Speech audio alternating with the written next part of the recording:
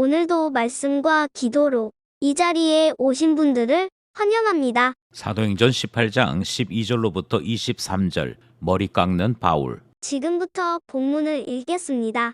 갈리오가 아가야 총독되었을 때에 유대인이 일제히 일어나 바울을 대적하여 법정으로 데리고 가서 말하되 이 사람이 율법을 어기면서 하나님을 경외하라고 사람들을 권한다 하거늘 바울이 입을 열고자 할 때에 갈리오가 유대인들에게 이르되 너희 유대인들아 만일 이것이 무슨 부정한 일이나 불량한 행동이었으면 내가 너희 말을 들어주는 것이 옳거니와 만일 문제가 언어와 명칭과 너희 법에 관한 것이면 너희가 스스로 처리하라.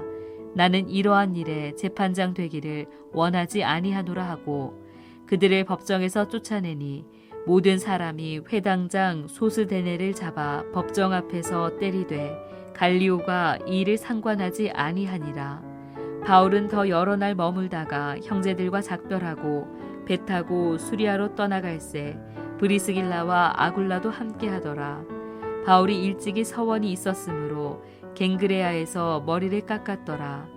에베소에 와서 그들을 거기 머물게 하고 자기는 회당에 들어가서 유대인들과 변론하니 여러 사람이 더 오래 있기를 청하되 허락하지 아니하고 작별하여 이르되 만일 하나님의 뜻이면 너희에게 돌아오리라 하고 배를 타고 에베소를 떠나 가이사랴에 상륙하여 올라가 교회의 안부를 물은 후에 안디옥으로 내려가서 얼마 있다가 떠나 갈라디아와 부르기아 땅을 차례로 다니며 모든 제자를 굳건하게 하니라. 본문 전체 이해와 본문 해석입니다. 바울은 고린도에서 사역자로서 여러 가지 일들을 경험합니다. 그가 경험한 일이 매우 다양합니다만 그 가운데 가장 빛나는 일은 침체에서 벗어나는 경험, 그러니까 다시 회복하여서 자기 자신의 사명으로 복귀하는 일들을 경험하게 되는데요.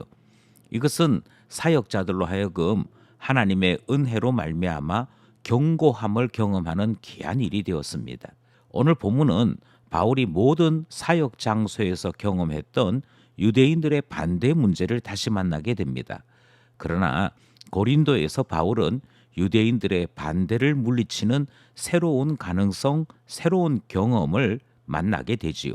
이후 바울은 고린도를 기점으로 사역지를 돌아보는 것과 이스라엘로 복귀하는 길을 택하게 됩니다. 이 모든 내용 본문을 통해 살펴보겠습니다. 첫 번째 문단은 12절로부터 17절입니다. 법정 앞에 서다. 마침내 유대인들은 힘을 규합하여 바울을 고발합니다. 법정에 세우고야 말았던 것이지요. 유대인들의 고발이 있고 그리고 이후에 바울이 자기 자신을 변호하려고 했습니다. 그런데 재판장인 아가야 총독 갈리오가 재판 자체를 기각시켜버립니다.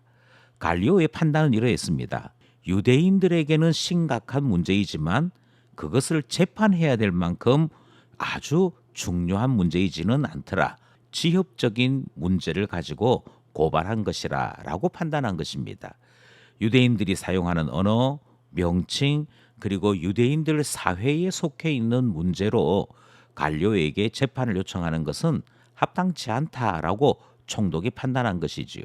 따라서 갈리오는 이 재판 자체가 아무 소용없음을 선언하고 기각시켰던 것입니다. 그러자 유대인들은 고린도의 해당장인 소스테네를 때리게 됩니다. 원래 해당장인 그리스보가 예수님을 믿고 해당장에서 내려오게 되었을 때 대신 해당장이 되었던 인물인 것으로 보입니다. 그리고 그가 해당장이 되면서 예수 믿는 자들을 고발하여 그들을 다 압제하겠다 약속했던 것 같습니다. 해당장 소스테네의 말대로 되지 않았을 때 이것에 대한 책임으로서 때렸던 것이고요. 소스테네가 그가 매를 맞고 있을 때 갈리오를 포함하여 그 누구도 말리지 않는 일들이 본문에 기록되어 있는 것이지요. 본문은 소개하고 있지 않습니다만 이때 매를 맞았던 소스테네는 복음에 대해 다시 생각하게 되었던 것 같고요. 그가 바울을 따라 예수 믿는 자 된 것을 확인할 수 있습니다.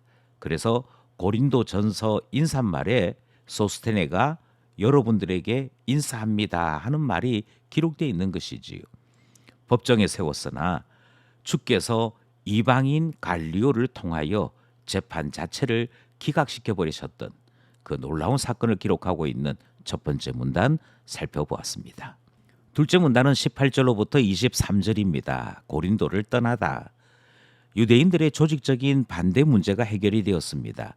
그러자 바울은 아마도 좀 마음 편하게 며칠 더 머물게 되었던 것 같고요.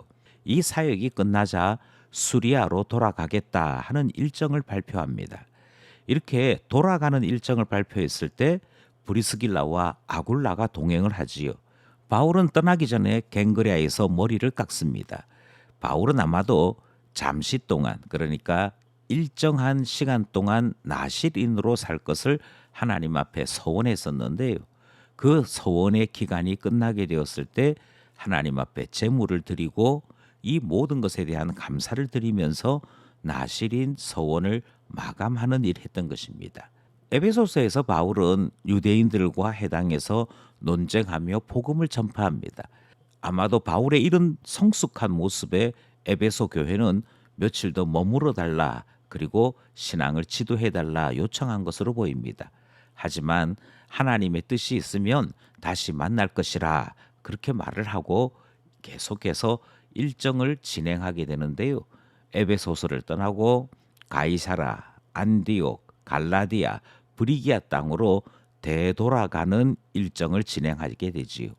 그리고 바울은 이 일정들 속에서도 제자들을 만나서 그들의 신앙을 굳건하게 하고 그 지역에 세웠던 교회를 보살피는 일들을 게을리하지 않았습니다. 고린도를 떠나 다시 본국으로 돌아가는 바울의 모습이 기록된 둘째 문단 살펴보았습니다. 말씀을 따라 기도하며 결단해 봅시다. 첫 번째 기도 제목은 성령으로 말미암아 다시 일어서는 것, 회복하는 것, 인내를 배우는 것, 이것이 얼마나 소중한지 다시 한번 깨닫게 됩니다. 성령의 충만으로 비전을 말하고 힘찬 의지로 앞으로 나아가는 것만큼이나 소중한 것은 넘어질지라도 일으켜 세워주는 주님을 만나는 일이기에 기도하기는 성령으로 말미암아 일어서는 것 배우게 하소서, 성령으로 말미암아 회복과 인내를 배우게 하소서 기도하게 되는 것이지요. 두 번째 기도 제목은 하나님은 이방인도 사용하십니다. 그래서 유대인들의 고발도 막으시고 바울을 보호하시는 것 보게 되고요. 하나님께서는 믿음의 형제들도 사용하셔서 동행케 하시고 지켜 보호하게 하시는 것도 우리는 바울을 통해 살펴볼 수 있었습니다.